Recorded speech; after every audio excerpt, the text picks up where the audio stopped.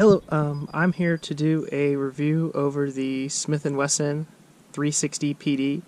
If you can tell by my little sheet right here, I have some talking points about it. I wanted to do a review over it because it is kind of an unusual firearm, given the fact that you don't see very many and not as many people carry or utilize a J-frame style revolver anymore. To me, the most interesting thing about it is its construction. It features a scandium frame, which you can see by the atom symbol with the Smith & Wesson logo in the middle right there. It is an Airlight series, which is different than the Airweight series. The Airweight series, instead of a scandium frame, features an aluminum frame. Another thing that makes this particular pistol interesting is the fact that it uses a titanium cylinder, 5 shots, much like most other J-frames. The neat thing about the construction of this pistol is that due to its lightweight materials, it only weighs 11.52 ounces unloaded and loaded with 5 rounds of the Spear Gold Dot 357 Magnum short barrel. It only weighs 14.08 ounces loaded. Now that, on the talking points as you can see, compared to an Airweight, like a Chief Special, a 637, the 637 is 13.6 ounces and 15.87 ounces loaded respectively. Keep in mind that the Airweight is loaded with 38 Special and not 357 Magnum like this particular pistol is. So I'm just going to compare unloaded weights, as I feel like the loaded weights are relatively unfair due to the increase in weight that the 357 Magnum round brings to the table. So it is 18% lighter unloaded and 12.5% loaded. So you can kind of see where that difference is. One of the advantages, at least in my mind, of this particular pistol is the fact that it is chambered in 357 Magnum. Now, an interesting thing to note is that you cannot use anything heavier than a 120 grain bullet in this pistol, because 357 Magnum rounds using lighter than 120 grain bullets use faster burning propellants, and there is actually a finish applied to the front of the cylinder because titanium is a relatively porous material that keeps the carbon from building up in the pores of the cylinder face. The faster burning propellants used in bullet grains lighter than 120 will actually cut into the titanium and basically totally destroy the face of your cylinder. So you have to watch out what Magnum rounds you shoot through this. You can shoot whatever grain 38 Special you like through this. 38 Special will not hurt it at all. You can shoot 90 grain 38 Special and it's not going to hurt anything. I called Smith & Wesson and asked them about that. Another thing you want to be careful with is due to the special finish on the front of the cylinder face on this particular pistol, you do not want to use, I believe it is ammonia-based solvents, because it'll mess it up a little bit. I personally really only use like ram oil and a little bit of hoppy, so it is what it is. Another thing to note is these are aftermarket grips. These are the VZ G10 Black Cherry grips.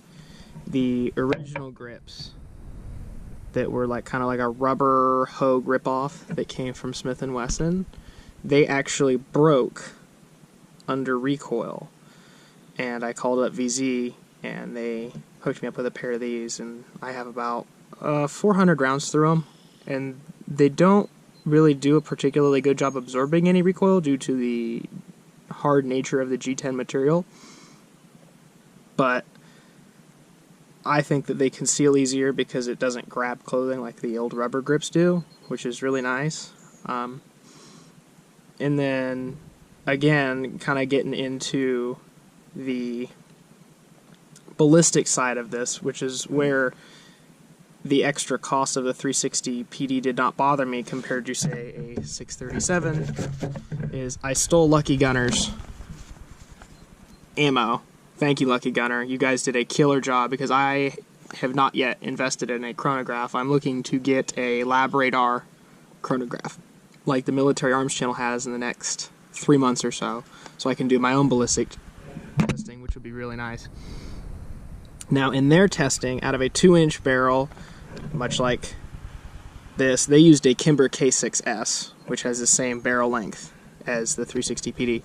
So in their particular testing, they actually got a faster than the Spear advertised velocity. In the Lucky Gunner results, the 135 grain short barrel 357 Magnum was going 1,069 feet a second, and that's a 5-shot average. In that 5-shot average into ballistic gel, you get 13 inches of penetration into calibrated ballistics gel, which is really nice because the FBI wants between 12 and 18 inches. This also gives you 343 foot-pounds of energy, and all of the hollow points expanded. And this is important later. Now, as I showed earlier in the different types of recoil, like the 38 Special non-plus P, 38 Special plus P, the 357 Magnum short barrel, and then just the full house 357 Magnum, here is the Spear full house 125 grain 357 Magnum. It was only going 1,200 feet a second out of a 2-inch barrel. That's less than 1,500 feet a second faster, or 150 feet a second faster than the short barrel. None of the bullets expanded. They did not expand at all. They all went 30 plus inches into the gel, which is, you definitely do not want in a self-defense type situation. Now, you did get 400 feet a second in foot-pounds of energy, which is 57 more than the short barrel, but by all accounts, I would take the expansion and the correct amount of penetration over the extra 57 foot-pounds energy all day, every day, no questions asked.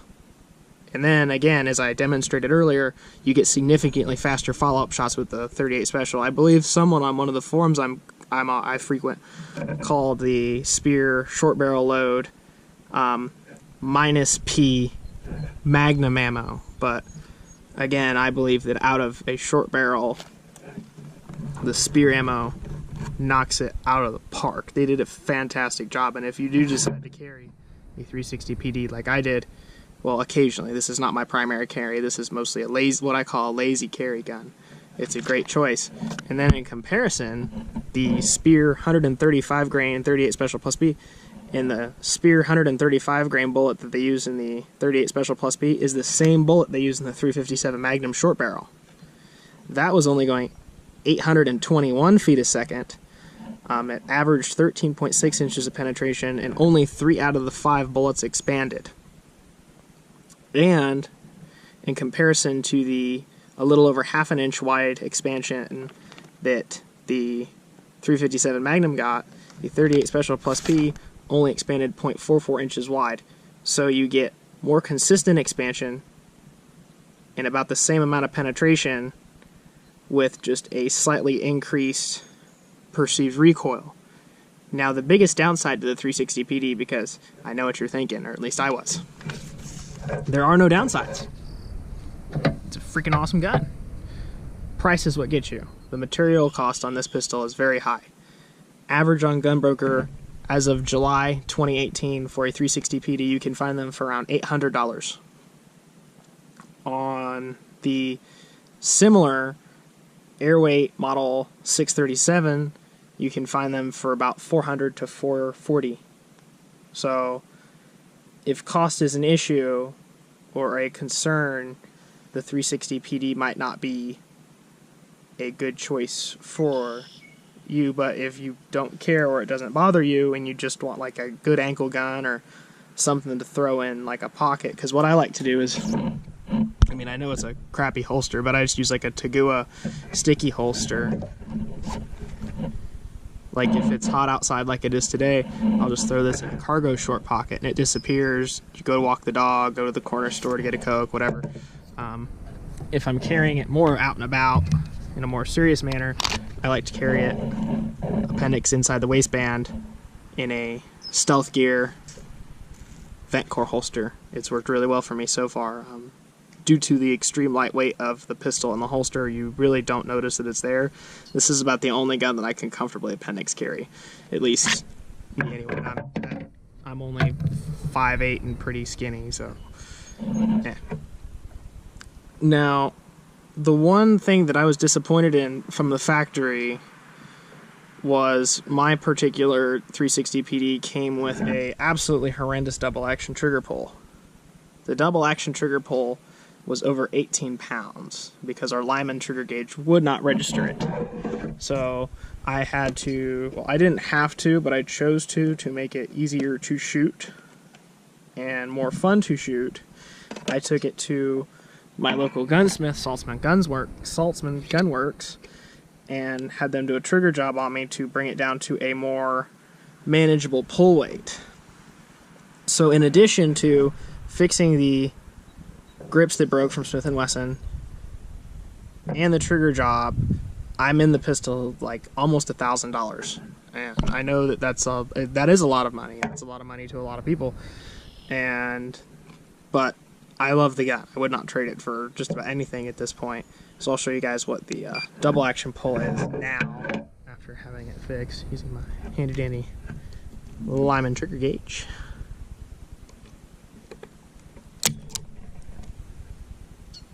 About 8 pounds. Do it one more time for consistency. 8 pounds, 6 ounces. So between 8.5 pounds for the double action pull. Not bad. And then the single action is where it really shines.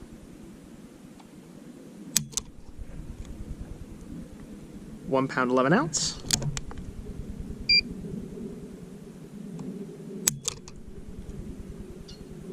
One and a half pounds. So between 1.5, 1 3/4 pound for the single action. Definitely not bad. Really, you don't want to go a whole lot lower than that double action wise, because then you'll start to see failures to ignite primers. Personally, I have not seen any of that. It cycles all the ammo fine. But again, I had a professional do my trigger job to ensure that nothing like that would happen.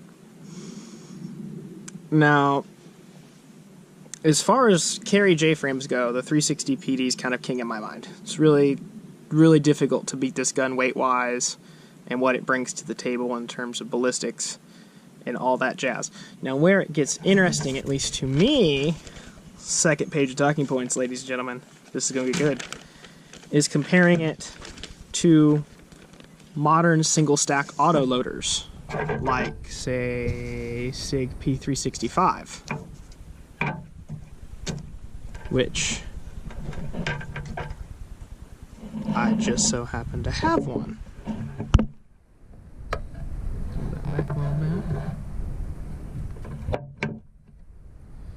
This is where it gets good, and I know this would probably irk the Yankee Marshal, but it's the truth. Now, the SIG P365 is a heavier gun.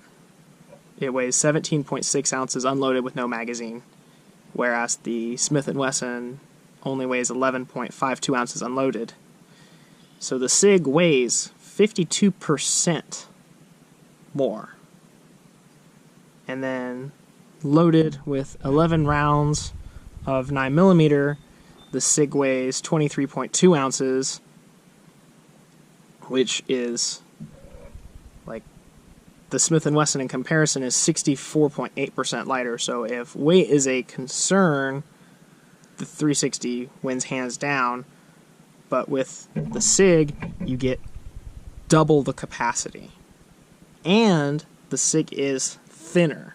Now, I'm not saying that the P365 or a Glock 43 or a Smith & Wesson Shield is a better gun. to me, these two pistols have very different applications.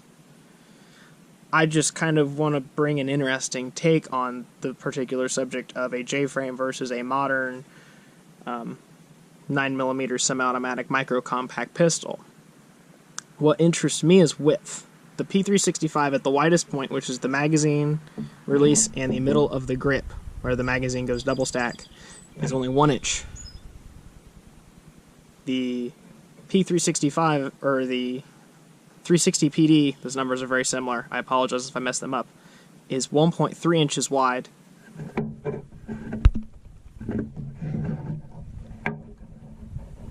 At the cylinder. Now, as far as J-frames go, the 360 PD does not have bad sights. It has a rear gutter with a high-vis fiber optic front sight. So a quick sight acquisition is not difficult with this particular pistol, but the SIG has it beat in terms of sights. You get a 3-dot with the SIG X-ray, so you get a much easier to use sighting system, at least in my opinion. And this gun is unloaded. Nothing in it. And they're a similar size.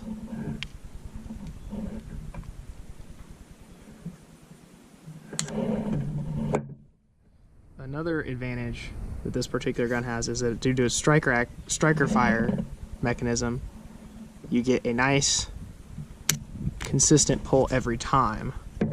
And I've pre-measured this. This breaks it about a little under 5 pounds consistently. So you have a lighter, more consistent, and easily manageable trigger. It was much harder for me to get good shooting the 360 PD than it was for me to get good shooting the P365. Another thing is, again, the ballistics of the two cartridges, the 9mm and the 357 Magnum out of a short barrel, which I found very interesting. The SIG P365 shooting Sig Sauer V Crown 125 grain 9mm is pushing 1136 feet a second and 355 foot-pounds of energy, where the Spear 357 Magnum short barrel load is going 1,069 feet a second and making 343 foot-pounds of energy. So, this particular pistol, at least with the Magnum loading, kicks more than the P365. Ballistically, they're almost identical. And then if you were to move down to, say, 38 Special Plus P, you're losing a significant amount of muzzle energy compared to, say, a Micro 9. Again, I'm not trying to discredit the J-frame because I do believe that they have very different uses. This is like a decent daily carry, and this is for like when you don't necessarily want to strap on a belt and a holster and carry something like this, because I personally don't like this for pocket carry. It weighs too much for me and it's kind of bulgy, whereas this fits much better in like a cargo pocket or something for me. And then it's much lighter, so you have less weight hanging out of your pockets, and it's just way easier. Like, again, like walking the dog, walking down to the corner store to go get a Coke or something. Because, at least in my opinion, it's better to have a 5-shot J-frame on you than nothing at all.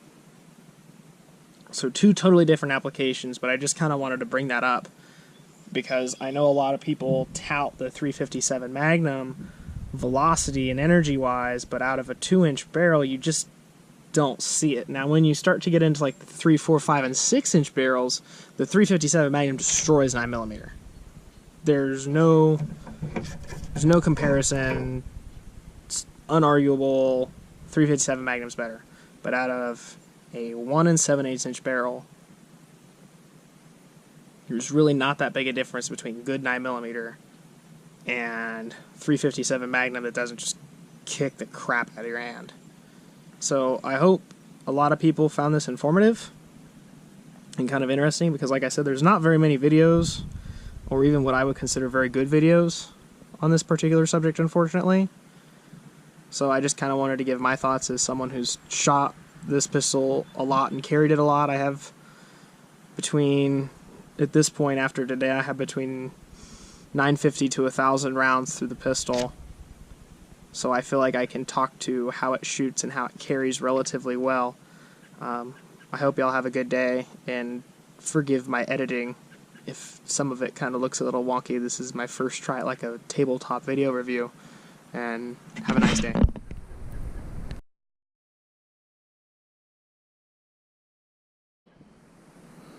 Okay, so I'm going to try to show you the different types of recoil impulses you can get with this Smith & Wesson 360 PD J-frame. We're going to start with normal Federal 130 grain ball, SIG V-Crown 38 Special Plus P, Federal HST 38 Special Plus P, my personal carry load, the Spear 357 Magnum short barrel 135 grain 357 Magnum, and then finally a full house Federal 125 grain 357 Magnum. That's the one that's gonna shoot the most fire and flames and whatnot. Magnum first.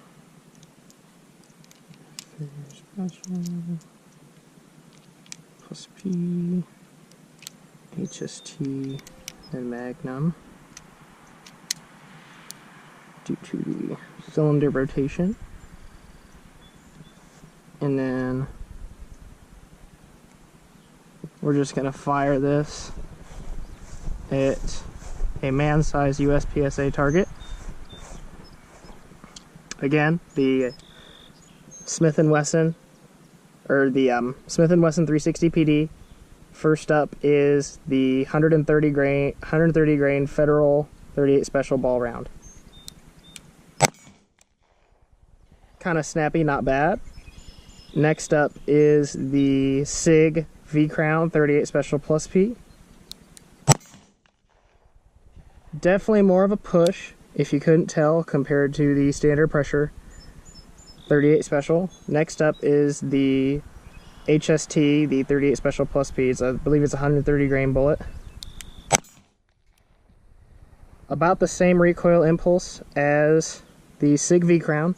Next up is my carry load, the first of the 357 Magnums. It's the Spear Gold Dot short barrel.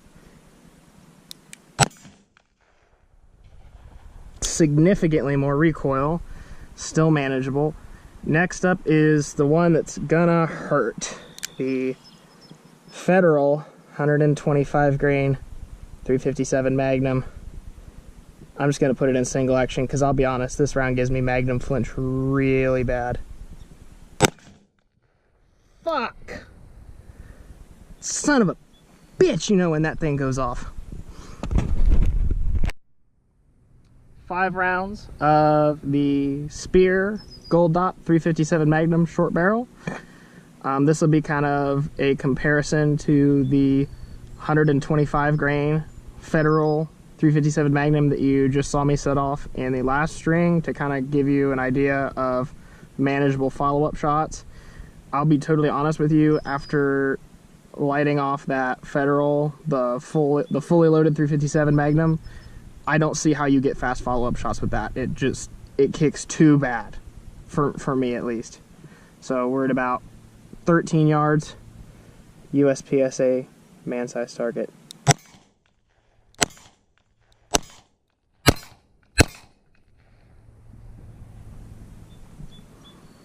There may not be very many rounds in it, but I'm going to go on a limb and say that probably got the job done. Or at least I hope so. If not, you're screwed anyway, so it don't even matter.